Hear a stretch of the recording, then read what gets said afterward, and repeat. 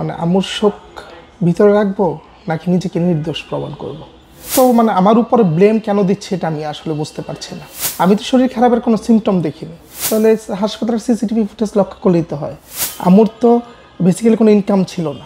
বাংলাদেশের চলচ্চিত্র অঙ্গন আজ গভীর শোক ও রহস্যে আবদ্ধ।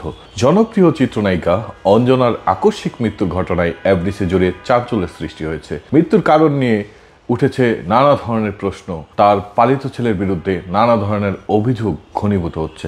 সম্পত্তি থেকে ব্যক্তিগত দ্বন্দ্ব, অভিযোগের তালিকা যেন ক্রমেই দীর্ঘ হচ্ছে। তবে তার ছেলে, যাকে তিনি দত্তক নিয়েছিলেন, এসব অভিযোগের কী উত্তর তিনি দিচ্ছেন, তার দাবি কতটা বিশ্বাসযোগ্য, এই ঘটনাকে ঘিরে তৈরি হয়েছে এক ধোঁয়াশা, যা এখন পুরো দেশের মিডিয়ায় আলোচিত, সমালোচিত। দর্শক, আমার সাথে আজকের বিজনেস বাংলাদেশ স্টুডিওতে একজন বিশেষ অতিথি উপস্থিত হয়েছেন। আপনারা নিশ্চয়ই ইতিমধ্যে বুঝতে পেরেছেন আমরা কার কথা বলছি। দর্শক, আজ আমরা কথা বলবো জনপ্রিয় চিত্রনায়িকা অঞ্জনার ছেলে নিশাত রহমান মনির সাথে। আপনারা আমার আম্মুর জন্য দোয়া করবেন, আমাকে যেন আল্লাহ জান্নাতের সর্বোচ্চ তুমি স্থানে অধিষ্ঠিত করে। আসলে আমি মানসিকভাবে এতটা বেশি বিপর্যস্ত, মানে চারদিকের এক হচ্ছে আমি আম্মুর শোকটা আমাকে কেউ কাটিয়ে উঠতে দেয়নি, এক হচ্ছে শোক কাটিয়ে উঠতে দেয়নি, এত মানসিক চাপে রেখেছে আমাকে যে আমি আম্মুর শোক পালন করব, মানে আম্মুর শোক ভিতরে রাখবো নাকি নিজেকে নির্দোষ প্রমাণ করব। আমি আসলে দুইটার দ্বিধাদ্বন্দ্বে আছি, কী করব। আমার মনে হচ্ছে এখন আমার নিজেরই বাঁচার উপায় নেই, মানে মানসিকভাবে আমি এতটা ভেঙে পড়েছি। হ্যাঁ, আপনি যেই কোশ্চেনগুলো করেছেন আমি একটু একটু করে আনসার। অনেকে বলছে আম্মু 10 দিন বিছানায় ছিল, আম্মু 15 দিন বিছানায় ছিল, অনেকে বলছে আম্মু নাকি বাথরুমেও পড়েছে। এর সত্যতা কতটুকু, মানে সেটা তো কেউ প্রত্যক্ষভাবে এসে দেখেনি, আর বাসায় এসে কেউ ভিডিও করেও যায়। এই প্রসঙ্গে আমি বলতে চাই, ডিসেম্বরের 17 তারিখ আমাদের চলচ্চিত্র প্রদর্শক সমিতির সদস্য শামসুল আরিফিন মামা এবং চলচ্চিত্র পরিচালক এবং অনুদান কমিটিতে যিনি আছেন, ইতিমধ্যে যে আপনি ফেসবুকে স্ট্যাটাস দিয়েছেন, হ্যাঁ, পার্থিব রাশেদ মামা, ওরা 17 তারিখে আমাদের বাসায় এসেছিল।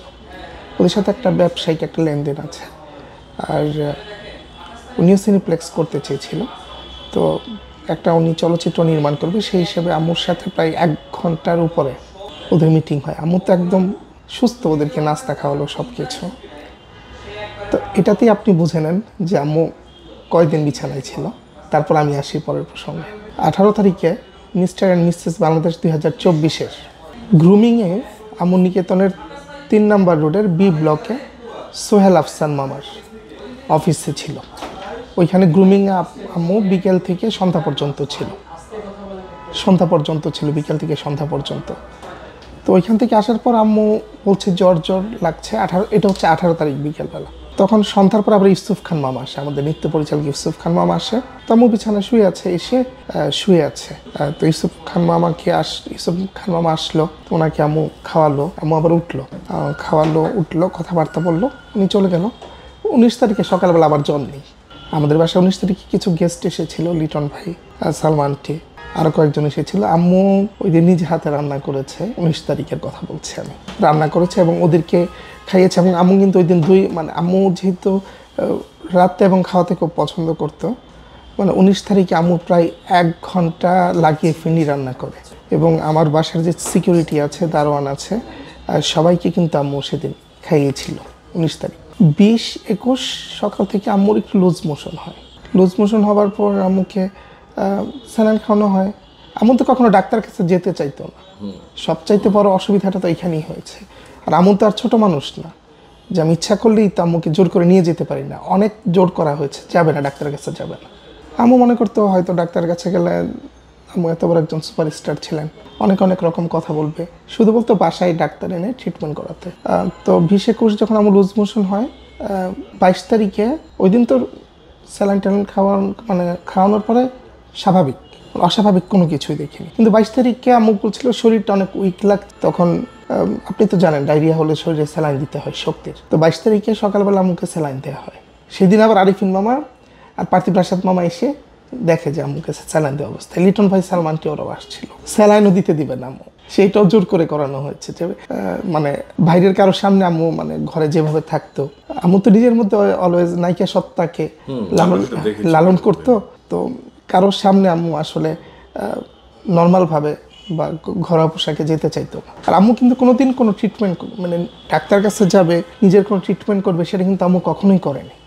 আমি বিগত 15 বছরের মধ্যে দেখিনি। আর আম্মুকে অসুস্থ হতে ওইরকম ভাবে দেখিনি। হ্যাঁ, 2021 সালের দিকে আম্মুর করোনার টিকা নেওয়ার পরে একটু লুজ মোশন হয়, প্রায় 8 থেকে 10 দিন এরকম বিছানায় ছিল, তো নিজে নিজে ঠিক হয়ে গেছে। আমি তো মনে করছি স্বাভাবিক। 20 সাল কি 21 সাল হবে, 20 সালের শেষের দিকে বা 21 সালের দিকে, তো আমরা তো মনে করেছি যে আম্মু ঠিক হয়ে যাবে। তো এটাই ছিল। 22 তারিখে আম্মুকে স্যালাইন দেবার পরে 23 তারিখ মাঝখানে 24 তারিখ সকালবেলা আম্মুকে জোর করে ইউনাইটেড হসপিটালে নিয়ে যাই আমি, আমাদের ড্রাইভার এবং আমার কাজের বুয়া। এবং আম্মু কিন্তু নিজেই উঠে কিন্তু আম্মু ড্রেস চেঞ্জ করেছে, বুয়া ড্রেস চেঞ্জ করিয়ে দিয়েছে আম্মু, এবং নিচেও সবার সাথে কথা বলছে। আমার দারোয়ান সিকিউরিটি হাসপাতাল নিয়ে অবস্থা, আম্মুকে তো অজ্ঞান অবস্থায় নিয়ে যায়নি ইউনাইটেডে। আপনার 24 তারিখে। আমি তো বললাম 20, 21, 22, মাঝখানে 1 তারিখ, 23 তারিখ, একদিন 23 তারিখ, 24 তারিখ আম্মুকে হাসপাতালে ইউনাইটেডে নিয়ে যাই। তো আমার কথা হচ্ছে যে একজন সুস্থ মানুষের যদি অসুস্থ হয়, আমি একদম স্বাভাবিক মানুষও যদি অসুস্থ হয়, সে তো মিনিমাম 2 থেকে 3 দিন বিছানায় থাকে। এটা তো মানে আমার উপরে ব্লেম কেন দিচ্ছে এটা আমি আসলে বুঝতে পারছি না। এমন যদি হতো যে আম্মু মাসের পর মাস বিছানায় ছিল, হ্যাঁ আম্মুর জ্বর ছিল অনেক দিন, জ্বর আসে জ্বর যায়, আমি যদি নিজের শরীরের প্রতি গাফিলতি করি, তো আমাকে তো বলতে হবে যে বাবা আমার শরীরটা খারাপ, আমাকে তো বলতে হবে যে বাবা আমার শরীরটা খারাপ, আমাকে এখন নিয়ে যাও। আমি তো শরীর খারাপের কোনো সিমটম দেখিনি। আসলে ইউনাইটেডে চিকিৎসা যে খারাপ হচ্ছিল সেটা বলবো না, কারণ ইউনাইটেডে যাওয়ার পরেই তো আমরা বুঝতে পেরেছি যে আম্মুর কী অসুখ ছিল। আম্মুর ব্লাড ইনফেকশন ছিল, কিডনির ক্রিয়েটিং হাই ছিল, তারপর হচ্ছে লাঙে পানি ছিল, আর হচ্ছে হার্টও প্রবলেম ছিল, আর মানে ব্রেন এটা স্ট্রোক বলবো না, মানে মাইল্ড স্ট্রোক বা হ্যামারেজ এরকম কোনো কিছু হয়েছে। কিন্তু আম্মুর যেহেতু কথাবার্তা স্বাভাবিক ছিল, আম্মু শুধু ডান হাতটা ডান পাটা বলছিল জোর কম। আপনি হাসপাতালে 24 তারিখের সিসিটিভি ফুটেজ যদি লক্ষ্য করেন, অনেকে বলছে যে আম্মুকে নাকি অজ্ঞান অবস্থায় নিয়ে গেছি। তো একজন মানুষকে যদি অজ্ঞান অবস্থায় নিয়ে যাব, তাহলে হাসপাতালের সিসিটিভি ফুটেজ লক্ষ্য করলেই তো হয়। ওইখানে কর্তব্যরত ইমার্জেন্সিতে যে ডক্টরগুলো ছিল, আম্মু সবার সাথে কিন্তু কথা বলেছে, এবং A to Z সবার সাথে কথা বলেছে আম্মু। সবাই যা কোশ্চেন করছে আম্মু আনসার দিচ্ছে। এটা হচ্ছে টেস্টগুলো করানোর আগে। টেস্টগুলো করানোর পর তো দেখা গেছে যে অনেকগুলো মানে মাল্টি অর্গান। পিজিতে নিয়ে গিয়েছিলাম, হ্যাঁ যেহেতু পিজি সরকারি হসপিটাল, অনেক ভালো চিকিৎসা হয়, সব কিছু চিন্তা করেই যেহেতু ইউনাইটেড আম্মু প্রায় 24 তারিখ থেকে 30 তারিখ পর্যন্ত। ফিনান্সিয়াল কোনো ক্রাইসিসের কারণে কি ইউনাইটেড থেকে পিজিতে নিয়েছিল? হ্যাঁ সেটা তো অবশ্যই আসলে এটা তো বলার কোনো অপেক্ষাই রাখে না। ফিনান্সিয়াল ক্রাইসিস আসলে কেন থাকবে? কারণ আপনাদের তো অঞ্জনা আপাতত আপনার দীর্ঘদিন মিডিয়াতে কাজ করেছেন, উনি খুবই ভালো নৃত্যশিল্পী ছিলেন, অনেক অ্যাওয়ার্ড পেয়েছেন জীবনে। তাহলে ওনার চিকিৎসার সময়ে আসলে কেন এরকম টানাপোড়েন চলছিল আপনাদের? এটা কি 2010 থেকে 2025 পর্যন্ত কিন্তু আম্মুর কোনো ইনকাম নেই। আম্মুর না সিনেমায় কাজ করে আর না প্রোগ্রাম করে, মাঝে মধ্যে প্রোগ্রাম করে, তো একটা প্রোগ্রামের কত টাকা? তো একটা মাসে যদি আপনার 1 লাখ টাকা খরচ হয়, বাসা ভাড়া, ড্রাইভার, মানে আমরা সহ যে খরচগুলো আছে, আপনি বিগত 15 বছর হিসাব করেন তো কত টাকা। আম্মুর তো বেসিক্যালি কোনো ইনকাম ছিল না। হ্যাঁ কিছু প্রপার্টি ছিল, যেমন সূত্রাপুরে আম্মুর পৈতৃক কিছু প্রপার্টি আছে, আদাবর একটা বাড়ি আছে যেটা মামলা চলমান। আর 2018 সালে মাননীয় প্রধানমন্ত্রী, সাবেক মাননীয় প্রধানমন্ত্রী আম্মুকে একটা প্লট দেয় উত্তরা 17 নম্বর সেক্টরে, প্লটটা দেয়। সেই প্লটটা আপনি জানেন রাজক থেকে একটা গভর্নমেন্ট যখন একটা প্লট দেয়, একটা টাকা দিয়ে কিন্তু প্লটটা নিতে হয়। আচ্ছা। তখন প্রায় আমাদের 25 থেকে 30 লক্ষ টাকা খরচ হয়েছিল প্লটটা নিতে। সেই প্লটটা আমরা 1,40,00,000 মতো বা 1,20,00,000 মতো, হয়তো আমার এক্স্যাক্টলি হিসাবটা মনে নেই, বিক্রি করেছিলাম। অনেকে বলছে 2.5 কোটি টাকা। আরে তখন কি ওই জমিটার দাম 2.5 কোটি টাকা নাকি? এখন তো অনেক কথাই বলছে। বাস্তবতাটা কিন্তু অনেক কঠিন। সেই মুহূর্তে আমি দেখেছি যখন আমাদের রাজকের এককালীন টাকা জমা দিতে হয়েছে 3 বারে। তারা বলেছিল যে রাজুকের এই প্লটের কথা তারা বললো যে যাত্রাবাড়িতে বাড়ি না, বিক্রি আমি করেছেন বলছি 2.5 কোটি টাকা। না এটা না তারা না, বলেছিল। না অনেকে বলছে যে মানে উত্তরার 17 নম্বর সেক্টরের জমিটাই নাকি 2.5 কোটি টাকা। আচ্ছা আচ্ছা। আমি সেটা শেষ করি, আমাকে একটু বলতে দেন। তো সেই প্লটটা বিক্রি করে রাজকের টাকা এবং আদার্স আম্মুর, যেহেতু আম্মুর কোনো ইনকাম নেই, আম্মু তো লোনের উপরেই চলবে, এটাই তো স্বাভাবিক। হ্যাঁ হ্যাঁ। এখন যে যত কথাই বলুক, এটা তো অস্বাভাবিকভাবে বলার কোনো অবকাশই রাখে না। আম্মুর তো কোনো ইনকাম ছিল না 15 বছর, তাহলে একটা সংসার কিভাবে চলছে? এখন যারা এত কথা বলছে তারা কি কোনো দিন এসে হেল্প করে গেছে, না একটা খোঁজ নিয়েছে? মানে আম্মু খেয়ে আছে না না খেয়ে আছে? আজকে আম্মুর প্রতি এত দরদ এক একজনের উঠলে উঠেছে, তারা এত এত বছর কোথায় ছিল? তারা তো কোনো দিন বিপদে এসে পাশে দাঁড়ায়নি। আজকে আম্মুর চোখ বন্ধ করাতে এত ব্লেম আমার উপরে। এতটা বছর, 15 বছর তো আমি আম্মুকে আগলে রেখেছি। আমি, আমার বোন, আমি এবং আমার বোন, যেটা ফারজানা রহমান বিউটি, আমার বোন, তো আমরাই তো আম্মুকে আগলে রেখেছি। আজকে আম্মু চলে যাওয়ার পরে এত কথা হচ্ছে। হ্যাঁ, এখন বাড়ির কথায় আসি। করোনা চলে আসলো। করোনা চলে আসলো, একটা মানুষের কত খরচ হতে পারে এটা তো জানেন। আম্মুর লোন টোন সব কিছু দিয়ে প্রায় 60 লাখ টাকার মতো ছিল। তখন সেটা দিয়ে আমরা যাত্রাবাড়িতে একটা বাড়ি কিনে 45 লাখ টাকা দিয়ে। আর এইভাবে তো খরচ, একটা মানুষের তো খরচ চলতেই থাকে। 1 লাখ টাকা করে যদি মাসে খরচ হয়, তাহলে কত খরচ হয় আপনি চিন্তা করেন। আর করোনার মধ্যে খরচটা কত বেড়ে গিয়েছিল, আমাদের সার্ভেন্টদের বেতন, বাসা ভাড়া সব কিছু। তো যাত্রাবাড়িতে একটা বাড়ি কেনা হয়। তো ওই বাড়িটা 1 বছর পর আমরা সেল করি, যেই দাম কিনেছি সেই দামই। সেটা বিক্রি করে উত্তরখানে আমরা বাড়ি কিনি। তো উত্তরখানে দুই বছরের মতো ছিলাম। উত্তরখানে কত টাকা দিয়ে বাড়ি কিনেছিল? ওইটা 2 কাঠা জমি ছিল, 35 লাখ টাকার মতো। 35 লাখ শুধু জমিটা একদম 35 লাখ টাকা ছিল। আর হচ্ছে ওই বাড়িটা করতেও প্রায় আরও 30 লাখ টাকা খরচ হয়। সেটাও লোনের উপরেই কিন্তু। আচ্ছা আচ্ছা। সেটা লোনের উপরেই। সেটা 2021 সালের জানুয়ারিতে উত্তরখানে বাড়িটা মানে কেনা হয় এবং নির্মাণ করতে করতে জানুয়ারি ফেব্রুয়ারি মতো লেগে যায়। এটা দোতলা ছিল। তো 2 বছর উত্তরখানে থাকলাম। তো একদিকে তো মানুষের লোন বাড়তেই থাকছে। কারণ যেহেতু আমার কোনো ফিক্সড ইনকাম ছিল না, যা করা হয়েছে সব লোনের উপরেই তো করা হয়েছে। তো ওই বাড়িটা তখন আমরা সেল করে ফেলি। সেল করে 70 লাখ টাকার মতো কাছাকাছি হবে, আমার একজ্যাক্ট হিসাবটা মনে নেই, কিন্তু হ্যাঁ সেল করে ফেলেছিলাম। ওইটা করে বাড়ি নির্মাণ করতে যা খরচ হয়েছিল, ওই 30 লাখ টাকা বা 35 লাখ টাকার মতো লোন টোন দিয়ে যা টাকা ছিল, তখন আম্মুকে গভর্নমেন্ট থেকে একটা অফার দিল সাবেক মাননীয় প্রধানমন্ত্রী, যেটা সিনেপ্লেক্স নির্মাণের জন্য।